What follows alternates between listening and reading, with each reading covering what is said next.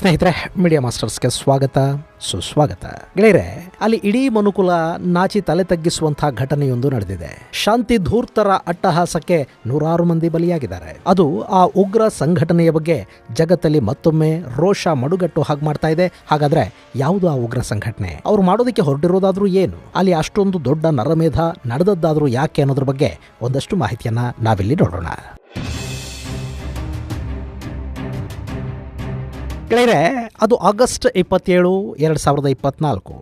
ಆ ನಗರದ ಜನತೆ ತಮ್ಮ ದಿನನಿತ್ಯದ ಕೆಲಸಗಳಲ್ಲಿ ಮಗ್ನರಾಗಿದ್ದರು. ಅಲ್ಲಿ ಎಲ್ಲವೂ ಸುಗಮವಾಗಿ ಸಾಗ್ತಾ ಇತ್ತು. ಆದರೆ ಇದ್ದಕ್ಕಿದ್ದ ಹಾಗೆ ಅಲ್ಲಿಗೆ ಬಂದು ಒಂದಷ್ಟು ಜನ ತಮ್ಮ ಕೈಯಲ್ಲಿದ್ದ ಬಂದೂಕುಗಳಿಗೆ ಕೆಲಸ ಕೊಟ್ಟೇ ಬಿಟ್ರು. ಅಲ್ಲಿ ನೋಡ್ತಿದ್ದ ಹಾಗೆ ನೂರಾರು ಮಂದಿ ಬಲಿಯಾದರು. ಆ ಘಟನೆಯಲ್ಲಿ ಸಾವನ್ನಪ್ಪಿದವರ ಸಂಖ್ಯೆ 100 ಅಂತ ಹೇಳಲಾಯಿತು. ಅದಾದ ಬಳಿಕ ಆ ಉಗ್ರರು ಇಡೀ ಪ್ರದೇಶವನ್ನು ತಮ್ಮ ವಶಕ್ಕೆ ತಗೊಂಡಿರುವುದಾಗಿ ಘೋಷಣೆ ಮಾಡಿದ್ರು. ಸರ್ಕಾರಿ ಪಡೆಗಳನ್ನು ಅಲ್ಲಿಂದ ಓಡಿಸಿದ್ರು. ಅದೆಲ್ಲ ಆಗಿ 3 ದಿನಗಳ ನಂತರ ಗೊತ್ತಾಗಿದ್ದೇನು ಅಂದ್ರೆ ಅಲ್ಲಿ ಸಾವನ್ನಪ್ಪಿದ್ದು 100 ಮಂದಿ ಅಲ್ಲ, ಬದಲಾಗಿ 300ಕ್ಕೂ ಹೆಚ್ಚು ಮಂದಿ ಅನ್ನೋದು.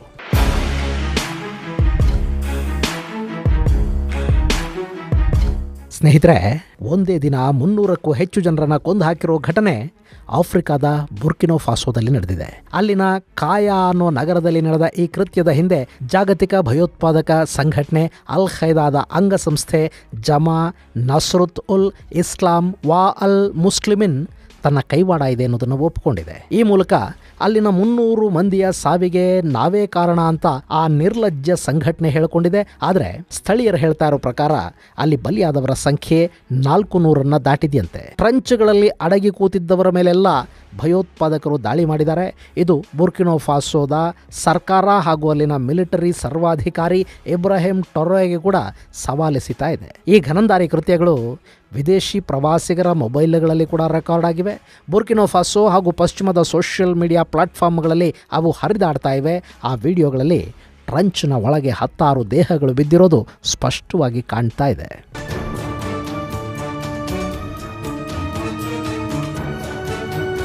ಇನ್ನು ಇಲ್ಲಿ ದಾಳಿ ಮಾಡಿದೆಯಲ್ಲ ಜಮಾನ್ ನುಸ್ರತ್ ಉಲ್ ಇಸ್ಲಾಂ ವಾ ಅಲ್ ಮುಸ್ಲಿಮೀನ್, ಇದು ಮೆಗರಬ್ ಅಂದ್ರೆ ಉತ್ತರ ಆಫ್ರಿಕಾ ದೇಶಗಳು ಹಾಗೂ ಪಶ್ಚಿಮ ಆಫ್ರಿಕಾ ದೇಶಗಳಲ್ಲಿ ಆಕ್ಟಿವ್ ಆಗಿರುವಂತಹ ಒಂದು ಸಂಘಟನೆ. ಇವರ ಮುಖ್ಯ ಉದ್ದೇಶ ಜಿಹಾದ್, ಅಂದ್ರೆ ಇಸ್ಲಾಮನ್ನ ಅನುಸರಿಸುವವರು ಬಿಟ್ಟು ಇನ್ಯಾರೂ ಜಗತ್ತಲ್ಲಿ ಇರಲೇಬಾರದು ಅನ್ನೋದು. ಈ ನಸ್ರತುಲ್ ಇಸ್ಲಾಂ ಬುರ್ಕಿನೋ ಫಾಸೋದಲ್ಲಿ ಸಾಕಷ್ಟು ಬೇರು ಬಿಟ್ಟಿದೆ. ಅಲ್ಲಿನ ಇನ್ನಿತರ ಸಣ್ಣ ಪುಟ್ಟ ಉಗ್ರ ಸಂಸ್ಥೆಗಳನ್ನು ಕೂಡ ತನ್ನ ಜೊತೆಗೆ ಸೇರಿಸಿಕೊಂಡಿದೆ.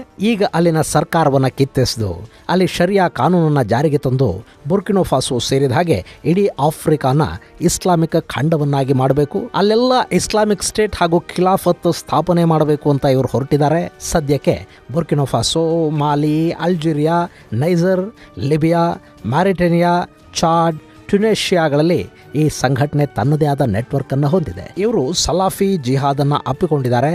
ಇದು ಅಲ್ ಖೈದಾ ಜೊತೆ ಕೈಜೋಡಿಸಿದ್ದು ಅಮೆರಿಕ, ನ್ಯಾಟೋ, ವಿಶ್ವಸಂಸ್ಥೆ ಸೇರಿದ ಹಾಗೆ ಸಾಕಷ್ಟು ಪಶ್ಚಿಮದ ದೇಶಗಳು ಮತ್ತು ಸಂಘಟನೆಗಳು ಈ ಮುಸ್ಲಿಮೀನನ್ನ ನಿಷೇಧಿತ ಸಂಘಟನೆ ಅಂತ ಘೋಷಿಸಿವೆ. ಸದ್ಯಕ್ಕೆ ಈ ಸಂಘಟನೆಯಲ್ಲಿ 4,000 to 6,000 ಸದಸ್ಯರಿರಬಹುದು ಅನ್ನೋ ಲೆಕ್ಕಾಚಾರಗಳಿವೆ. ಇನ್ನು ಇವರು ಎಷ್ಟು ಭಯಾನಕವಾಗಿ ದಾಳಿ ಮಾಡ್ತಾರೆ ಅಂದ್ರೆ ಮಾಲಿಯಲ್ಲಿ ನಡೆಸಿದ್ದ ಕಾಂಪ್ಲೆಕ್ಸ್ ಆಂಬುಷ್ ಅಲ್ಲಿ ಸರಿಸುಮಾರು 50 ಮಂದಿ ರಷ್ಯಾ ಯೋಧರನ್ನ ಕೊಂದು ಹಾಕಿದ್ವಿ ಅಂತ ಇವರು ಹೇಳಿಕೊಂಡಿದ್ರು. ಆದ್ರೆ ರಷ್ಯಾದ ಲೆಕ್ಕಾಚಾರಗಳ ಪ್ರಕಾರ ಅಲ್ಲಿ ಬಲಿಯಾದ ಸೈನಿಕರ ಸಂಖ್ಯೆ ಸರಿಸುಮಾರು 80 ದಾಟಿತ್ತು ಅಂತ ಹೇಳಲಾಗುತ್ತೆ. ಇನ್ನು ಈಗ ಕೂಡ ಅಂಥದ್ದೇ ದಾಳಿಯನ್ನ ಬುರ್ಕಿನೋ ಫಾಸೋದಲ್ಲಿ ನಡೆಸಿದ್ದಾರೆ. ಅಲ್ಲಿ ಸತ್ತವರನ್ನ ಬುರ್ಕಿನೋ ಫಾಸೋದ ಸೈನಿಕರು ಅಂತ ಭಯೋತ್ಪಾದಕರು ಹೇಳ್ತಾ ಇದ್ದಾರೆ. ಆದ್ರೆ ಅಲ್ಲಿನ ಜನ ಮಾತ್ರ ಯಾವ ಸೈನಿಕರು ಅಲ್ಲಿರಲಿಲ್ಲ. ನಿರಾಯುಧ ನಾಗರಿಕರ ಮೇಲೆ ಗುಂಡು ಹಾರಿಸಿ ಇವರು ತಮ್ಮ ನಪುಂಸಕ ಶೌರ್ಯವನ್ನ ತೋರಿಸಿದ್ದಾರೆ ಅನ್ನೋ ಮಾತುಗಳನ್ನು ಹೇಳ್ತಾ ಇದ್ದಾರೆ. ಸದ್ಯಕ್ಕೆ ಕಾಯಾ ನಗರ ಅನ್ನೋದು ಈ ಉಗ್ರರ ವಶದಲ್ಲೇ ಇದೆ. ಅದನ್ನು ವಾಪಸ್ ಪಡೆಯೋದಕ್ಕೆ ಬುರ್ಕಿನೋ ಫಾಸೋದ ಸರ್ಕಾರ ಒಂದು ಯುದ್ಧವನ್ನೇ ಮಾಡಬೇಕಾಗಿ ಬರುತ್ತೋ ಏನು. ಇನ್ನು ಬುರ್ಕಿನೋ ಫಾಸೋದ ರಾಜಕೀಯ ಪರಿಸ್ಥಿತಿ ಕೂಡ ತುಂಬಾ ಚೆನ್ನಾಗೇನಿಲ್ಲ. ಅಲ್ಲಿ 2023ರವರೆಗೆ ಫ್ರಾನ್ಸ್ ಬೆಂಬಲಿತ ಸರ್ಕಾರ ಆಯಿತು. ಆ ಸರ್ಕಾರವನ್ನು ಕೆಳಗಿಳಿಸಿ ಕ್ಷಿಪ್ರ ಕ್ರಾಂತಿ ಮಾಡಿ ಸೇನಾ ಮುಖ್ಯಸ್ಥ ದಮಿಬಾ ಬುರ್ಕಿನೋ ಫಾಸೋದ ಅಧ್ಯಕ್ಷ ಆದ. ಆದರೆ ಆತನ ಆಡಳಿತ ಕೂಡ ಕೇವಲ 6 ತಿಂಗಳಲ್ಲಿ ಮುಗಿದು ಹೋಯಿತು. ಆ ಬಳಿಕ ಅಲ್ಲಿ ಮತ್ತೊಬ್ಬ ಸೇನಾ ಮುಖ್ಯಸ್ಥ ಇಬ್ರಾಹಿಂ ಟ್ರೋರೆ ಅಧಿಕಾರವನ್ನ ತನ್ನ ಕೈಗೆ ತಗೊಂಡ. ಅಲ್ಲಿ ಎಲೆಕ್ಷನ್ ಮಾಡ್ತೀವಿ ಅಂತ ಹೇಳ್ದ, ಭಯೋತ್ಪಾದಕರ ವಿರುದ್ಧ ಹೋರಾಡ್ತೀವಿ, ಅವರನ್ನ ಮಟ್ಟ ಹಾಕ್ತೀವಿ ಅಂದ. ಆದ್ರೆ ಅದ್ಯಾವುದೂ ಕೂಡ ಅಲ್ಲಿ ಸಾಧ್ಯ ಆಗಲಿಲ್ಲ. ಇಬ್ರಾಹಿಂ ಟ್ರೋರೆ ಬಂದ ನಂತರ ಸಾಮಾನ್ಯರ ಸಾವುಗಳ ಸಂಖ್ಯೆ ಮತ್ತಷ್ಟು ಹೆಚ್ಚಾದವು. ಒಂದು ಅಂಕಿಅಂಶದ ಪ್ರಕಾರ 2020ರಿಂದ ಇಲ್ಲಿವರೆಗೆ ಸರಿಸುಮಾರು 6,000 ಮಂದಿ ಈ ಭಯೋತ್ಪಾದಕರ ದಾಳಿಯಲ್ಲಿ ಸಾವಿಗೀಡಾಗಿದ್ದಾರೆ ಅಂತ ಹೇಳಲಾಗ್ತಾ ಇದೆ.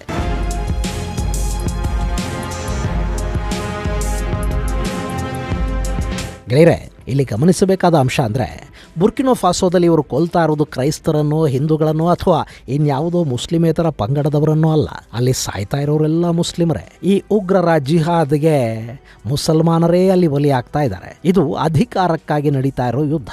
ನಾನು ಭಾರತದಲ್ಲಿ ನಡೆಯೋ ಭಯೋತ್ಪಾದಕ ದಾಳಿಗಳ ಬಗ್ಗೆ ಹೇಳುವಾಗ ಕೂಡ ಸಾಕಷ್ಟು ಬಾರಿ ಇದನ್ನು ಹೇಳಿದ್ದೀನಿ. ಇವತ್ತು ನಮ್ಮ ಅಕ್ಕಪಕ್ಕದ ಹಿಂದೂಗಳು ಸಾಯ್ತಾರೆ ಅಂದ್ಕೊಂಡು ಭಯೋತ್ಪಾದನೆಯನ್ನು ಈ ದೇಶದ ಕೆಲ ಮುಸ್ಲಿಮರು ಬೆಂಬಲಿಸ್ತಾ ಉಗ್ರರಿಗೆ ಆಶ್ರಯ ಕೊಟ್ಟು ಎಂಜಾಯ್ ಮಾಡ್ತಾ ಹೋದ್ರೆ ನಾಳೆ ಅದೇ ಉಗ್ರರ ಬಂದೂಕುಗಳು ನಿಮ್ಮ ಮನೆಗಳ ಕಡೆಗೆ ತಿರುಗತ್ವೆ. ಇವತ್ತು ಮುಸ್ಲಿಮೇತರರನ್ನ ಟಾರ್ಗೆಟ್ ಮಾಡಿಕೊಂಡವರು ನಾಳೆ ಮುಸ್ಲಿಮರನ್ನೂ ಟಾರ್ಗೆಟ್ ಮಾಡ್ತಾರೆ. ಕಾಶ್ಮೀರಕ್ಕೆ ಮುಜಾಹಿದೀನ್ಗಳು ಬಂದ್ರಲ್ಲ, ಆ ಮೊದಲ ದಿನಗಳಲ್ಲಿ ಅಲ್ಲಿನ ಹಿಂದೂಗಳ ಮೇಲೆ ದಾಳಿಗಳಾದವು, ಅವರ ಮತಾಂತರ ಆಯಿತು, ಹತ್ಯೆಗಳಾದವು, ಹೆಣ್ಣು ಮಕ್ಕಳ ಮೇಲೆ ಅತ್ಯಾಚಾರ ಆಯಿತು. ಅದೆಲ್ಲವನ್ನ ನೋಡ್ತಾ ಎಂಜಾಯ್ ಮಾಡ್ತಾ ಇದೆಲ್ಲ ಇಸ್ಲಾಂಗಾಗಿ ಆಗ್ತಾ ಇದೆ ಅಂತ ಅಲ್ಲಿನ ಮುಸ್ಲಿಮರು ಅಂದುಕೊಂಡಿದ್ರಲ್ಲ, ಆ ನಂತರ ಅವರು ಕೂಡ ಸೇಫ್ ಆಗೇನು ಉಳಿಲಿಲ್ಲ. ಹಿಂದೂಗಳು ಅಲ್ಲಿಂದ ಓಡಿ ಹೋದ ಮೇಲೆ ಕೂಡ ಮುಜಾಹಿದೀನ್ ರಕ್ಕಸನಿಗೆ ಹೆಣ್ಣು ಬೇಕಿತ್ತು. ಅವನು ಅಲ್ಲಿನ ಮುಸಲ್ಮಾನರ ಮನೆಗಳ ಮೇಲೆ ಬಿದ್ದ, ಆ ಹೆಣ್ಣು ಮಕ್ಕಳನ್ನ ತಿಂದ, ಕೊಂದ. ಇದನ್ನೇ ನಾನು ಭಯೋತ್ಪಾದಕನಿಗೆ ಮತಧರ್ಮಗಳಿರುವುದಿಲ್ಲ ಅಂತ ಹೇಳೋದು. ಅವನಿಗೆ ಹೆಣ್ಣು ಬೇಕು, ರಕ್ತ ಬೇಕು, ಅವನನ್ನ ಹಿಂದೆ ನಿಂತು ಮುನ್ನಡೆಸ್ತಾನಲ್ಲ, ಅವನಿಗೆ ರಾಜಕೀಯ ಅಧಿಕಾರ ಬೇಕು. ಈ ಭಯೋತ್ಪಾದಕರು ಹಾರಿಸುವ ಗುಂಡು, ಅವರಿಡೋ ಬಾಂಬು ಯಾರನ್ನ ಕೊಲ್ತಾ ಇದೆ, ಹಿಂದೂನ ಮುಸ್ಲಿಮನನ್ನ ಅನ್ನೋದನ್ನ ಅವನು ಯಾವತ್ತೂ ನೋಡೋದಕ್ಕೆ ಕೂಡ ಹೋಗೋದಿಲ್ಲ. ಹೀಗಾಗಿನೇ ಉಗ್ರವಾದವನ್ನ ಮತದ ಆಧಾರದ ಮೇಲೆ ಬೆಂಬಲಿಸೋದಕ್ಕೆ ಹೋಗಬೇಡಿ. ಅವರು ನಾಳೆ ನಿಮ್ಮ ಮನೆಗೆ ಬೆಂಕಿ ಹಾಕ್ತಾರೆ. ಆಫ್ರಿಕಾದ ಇಸ್ಲಾಮಿಕ್ ದೇಶಗಳಲ್ಲಿ ಇವತ್ತು ಆಗ್ತಾ ಇರೋದು ಇದೇನೆ.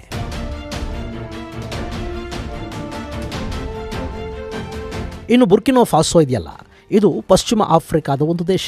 ಇದು ಆಫ್ರಿಕಾ ಖಂಡದಲ್ಲಿನ ಹಿಂದುಳಿದ ದೇಶಗಳ ಪಟ್ಟಿಯಲ್ಲಿ ಒಂದು ಅನ್ನಿಸ್ಕೊಳ್ಳುತ್ತೆ. ಆಫ್ರಿಕಾದ ಇನ್ನಿತರ ದೇಶಗಳ ನಡುವೆ ಸಿಕ್ಕಾಕೊಂಡಿರೋ ಈ ದೇಶವನ್ನ ಲ್ಯಾಂಡ್ ಲಾಕ್ ಕಂಟ್ರಿ ಅಂತ ಗುರುತಿಸ್ತಾರೆ. ಲ್ಯಾಂಡ್ ಲಾಕ್ ಅಂದ್ರೆ ಆ ದೇಶಕ್ಕೆ ಯಾವುದೇ ಮೂಲೆಯಲ್ಲಿ ಕೂಡ ಸಮುದ್ರ ಅಥವಾ ಸಾಗರದ ಗಡಿ ಇರುವುದಿಲ್ಲ. ಸುತ್ತ ಭೂಗಡಿಯನ್ನು ಹೊಂದಿರುವ ದೇಶವನ್ನ ಲ್ಯಾಂಡ್ ಲಾಕ್ ಕಂಟ್ರಿ ಅಂತ ಕರೀತಾರೆ. ಬುರ್ಕಿನೋ ಫಾಸೋ ಕೂಡ ಅಂಥದ್ದೇ ಒಂದು ದೇಶ. ಇದು ಒಟ್ಟು 2,74,200 ಚದರ ಕಿಲೋಮೀಟರ್ಗಳಷ್ಟು ವಿಸ್ತೀರ್ಣವನ್ನು ಹೊಂದಿದೆ. 2 ಕೋಟಿಗೂ ಅಧಿಕ ಜನಸಂಖ್ಯೆ ಇಲ್ಲಿ ವಾಸ ಮಾಡ್ತಾರೆ. ಅದರಲ್ಲಿ 60% ಮುಸ್ಲಿಮರಿದ್ರೆ 26% ಕ್ರೈಸ್ತರಿದ್ದಾರೆ. ಇನ್ನುಳಿದ ಹಾಗೆ ಬುಡಕಟ್ಟು ಜನ ಹಾಗೂ ಎಥಿಸ್ಟ್ಗಳು ಕೂಡ ಅಲ್ಲಿದ್ದಾರೆ. ಇಲ್ಲಿ ಕ್ರೈಸ್ತರು ಅಲ್ಪಸಂಖ್ಯಾತರೇ ಆದರೂ ಕೂಡ ಆ ದೇಶದ ಆಡಳಿತ ಚುಕ್ಕಾಣಿ ಸಾಕಷ್ಟು ವರ್ಷಗಳ ಕಾಲ ಕ್ರೈಸ್ತರ ಕೈಯಲ್ಲಿತ್ತು. ಹೀಗಾಗಿನೇ ಅಲ್ಲಿನ ವ್ಯಾಪಾರ, ಸಂಪತ್ತು, ಶ್ರೀಮಂತಿಕೆ ಎಲ್ಲವೂ ಕ್ರೈಸ್ತರ ಕೈಯಲ್ಲಿ ಕೇಂದ್ರೀಕೃತಗೊಂಡಿದ್ವು. ಅದಕ್ಕೆ ಕಾರಣ ಇಲ್ಲಿನ ಸರ್ಕಾರಗಳಿಗೆ ಫ್ರಾನ್ಸ್ ಬೆಂಬಲ ಕೊಡ್ತಾ ಇತ್ತು ಅನ್ನೋದು. 1890ರ ಸಮಯದಲ್ಲಿ ಯುರೋಪಿಯನ್ ದೇಶಗಳು ಆಫ್ರಿಕಾನ ತಮ್ಮ ಹಿಡಿತಕ್ಕೆ ತಗೊಂಡ್ವಲ್ಲ, ಆ ಸಂದರ್ಭದಲ್ಲಿ ಈ ಪ್ರದೇಶ ಫ್ರಾನ್ಸ್ನ ವಶ ಆಯಿತು. ಅಲ್ಲಿಂದ ಸುಮಾರು 68 ವರ್ಷಗಳ ಕಾಲ ಬುರ್ಕಿನೋ ಫಾಸೋ ಫ್ರೆಂಚರ ವಶದಲ್ಲಿತ್ತು. ಹೀಗಾಗಿ ಅಲ್ಲಿ ಮುಸ್ಲಿಮರೇ ಅಧಿಕ ಸಂಖ್ಯೆಯಲ್ಲಿದ್ದರೂ ಕೂಡ ಫ್ರೆಂಚ್ ಅಧಿಕೃತ ಭಾಷೆ ಆಯಿತು. ಹೀಗೆ ಫ್ರೆಂಚರ ಪ್ರಭಾವ ಹೆಚ್ಚಿರೋದ್ರಿಂದಲೇ ಬುರ್ಕಿನೋ ಫಾಸೋದಲ್ಲಿ ಕ್ರಿಶ್ಚಿಯನ್ನರು ಹೆಚ್ಚು ಅಧಿಕಾರವನ್ನು ಪಡ್ಕೊಂಡಿದ್ರು. 1960ರಲ್ಲಿ ಇದು ಫ್ರೆಂಚರಿಂದ ಸ್ವಾತಂತ್ರ್ಯವನ್ನು ಪಡ್ಕೊಂಡ ನಂತರ ಮೌರ್ಸಿ ಎಮಿಗೋ ಈ ದೇಶದ ಅಧ್ಯಕ್ಷರಾದರು. ಅವತ್ತಿಗೆ ಇದನ್ನು ಬುರ್ಕಿನೋ ಫಾಸೋ ಅಂತ ಕರೀತಿರ್ಲಿಲ್ಲ, ಬದಲಾಗಿ ಇದು ಅಪ್ಪರ್ ಓಲ್ಟಾ ರಿಪಬ್ಲಿಕ್ ಅಂತ ಕರೆಸ್ಕೊಳ್ತಾ ಇತ್ತು. ಹೀಗೆ ಆ ದೇಶ ಸ್ವಾತಂತ್ರ್ಯವನ್ನು ಪಡೆದ 6 ವರ್ಷಗಳ ಕಾಲ ಪ್ರಜಾಪ್ರಭುತ್ವದ ಆಳ್ವಿಕೆಯಲ್ಲಿರೋ ಹೊತ್ತಲ್ಲೇ 1966ರಲ್ಲಿ ಮೊದಲ ಸೇನಾ ಕ್ರಾಂತಿ ನಡೀತು. ಜನಪ್ರಿಯ ಅಧ್ಯಕ್ಷ ಅಂತ ಗುರುತಿಸಿಕೊಂಡಿದ್ದ ಮೌರ್ಸಿಯ ಪದಚ್ಯುತಿಯಾಗಿ ಅಲ್ಲಿಗೆ ಅಬೂಬಕರ್ ಸೆಂಗೋಲ್ ಲಮಿಜಾನಾ ಅನ್ನೋ ಸೇನಾಧಿಕಾರಿ ರಿಪಬ್ಲಿಕ್ ಆಫ್ ಅಪ್ಪರ್ ಓಲ್ಟಾದ ಅಧ್ಯಕ್ಷ ಆದ. ಅಲ್ಲಿಂದ ಇಲ್ಲಿವರೆಗೆ ನಿರಂತರವಾಗಿ ಅಲ್ಲಿ ಸೇನೆ ಕ್ಷಿಪ್ರ ಕ್ರಾಂತಿಯನ್ನು ನಡೆಸ್ತಲೇ ಬರ್ತಾ ಇದೆ.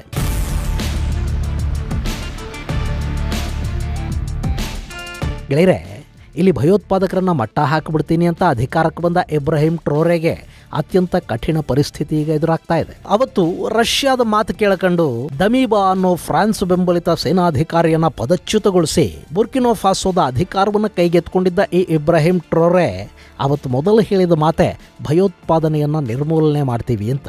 ಆದರೆ ಇವತ್ತು ಪರಿಸ್ಥಿತಿ ಬೇರೆನೇ ಆಗಿ ಕಾಣ್ತಾ ಇದೆ. ಟ್ರೋರೆಗೆ ಅಲ್ಲಿನ ಒಳ ರಾಜಕೀಯ ಅರ್ಥ ಆದಂತಿದೆ. ಹೀಗಾಗಿ ಅಲ್ ಖೈದಾದ ಈ ಸಣ್ಣ ಉಗ್ರ ಗುಂಪಿನ ವಿರುದ್ಧ ಆತ ಸಮರ ಸಾರ್ತಿದ್ದಾನೆ. ಆದರೂ ಅಲ್ಲಿ ನಿರೀಕ್ಷಿತ ಯಶಸ್ಸು ಸಿಗ್ತಾ ಇಲ್ಲ. ಇನ್ನು ಈಗ ಕೂಡ ಸಾರ್ವಜನಿಕರ ಮೇಲೆ ನಡೀತಿರುವ ನಿರಂತರ ದಾಳಿಗಳನ್ನು ನೋಡ್ತಾ ಇದ್ರೆ ಬುರ್ಕಿನೋ ಫಾಸೋದಲ್ಲಿ ಮುಂದಿನ ದಿನಗಳಲ್ಲಿ ಈ ಸರ್ಕಾರ ಕೂಡ ಇರುತ್ತೆ ಅಂತ ಹೇಳೋದಕ್ಕೆ ಬರೋದಿಲ್ಲ. ಸದ್ಯಕ್ಕೇನೋ ಅಲ್ಲಿನ ಮಿಲಿಟರಿ ಅಧಿಕಾರಿ ಆದಷ್ಟು ಬೇಗ ಈ ಸಮಸ್ಯೆಯಿಂದ ಹೊರಬರ್ತೀವಿ ಅನ್ನೋ ವಿಶ್ವಾಸವನ್ನು ವ್ಯಕ್ತಪಡಿಸ್ತಾ ಇದ್ದಾರೆ. ಒಟ್ಟಾರೆ ಈಗಾಗಲೇ ಆಂತರಿಕ ಸಂಘರ್ಷದಿಂದ ನಲುಗಿ ಹೋಗಿರೋ ಆ ದೇಶದಲ್ಲಿ ಇನ್ನಾದರೂ ಶಾಂತಿ ನೆಲೆಸಲಿ, ಅಲ್ಲಿನ ಭಯೋತ್ಪಾದಕರು ಆದಷ್ಟು ಬೇಗ ನಿರ್ನಾಮ ಆಗಲಿ ಅನ್ನೋದು ಜಗತ್ತಿನ ಆಶಯ. ಇದು ಗೆಳೆಯರೆ, ಆಫ್ರಿಕಾದ ದೇಶ ಬುರ್ಕಿನಾ ಫಾಸೋದಲ್ಲಿ ನಡೀತಿರೋ ಘೋರ ದುರಂತದ ಕುರಿತಾದ ಒಂದಷ್ಟು ಮಾಹಿತಿ. ಮುಂದಿನ ಸಂಚಿಕೆಯಲ್ಲಿ ಮತ್ತಷ್ಟು ವಿಶೇಷಗಳ ಜೊತೆ ಮತ್ತೆ ಭೇಟಿಯಾಗೋಣ. ಅಲ್ಲಿವರೆಗೆ ಜೈ ಹಿಂದ್, ಜೈ ಕರ್ನಾಟಕ.